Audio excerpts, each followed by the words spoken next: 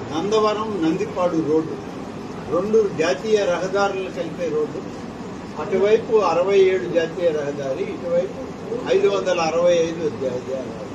ఈ రెండు రహదారులను కలిపేటువంటి ఈ రోడ్డుని పూర్తి స్థాయిలో సెంట్రల్ రోడ్ ఇన్ఫ్రాస్ట్రక్చర్ ఫండ్ నుంచి నిధులు కావాలని చెప్పి ఇప్పటికే రాష్ట్ర ప్రభుత్వానికి మేము నివేదించాం.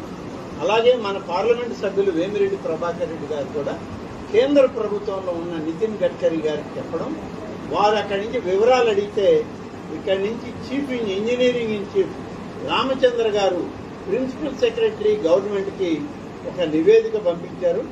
ఆ నివేదికలో తప్పనిసరిగా ఈ రోడ్డు అవసరమవుతుందని, నందవరం టు ఉదయగిరి 0 to 20 అంటే ఇంచుమించుగా నందిపాడు వరకు 20 కిలోమీటర్లు ఉంది. 35 కోట్ల రూపాయలు ఖర్చు అవుతుంది.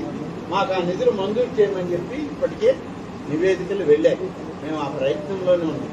మీరు అడిగారు కాబట్టి ఈ వివరాలు మీకు కూడా ఇస్తే బాగుంటుంది. ఇది ఒకటి.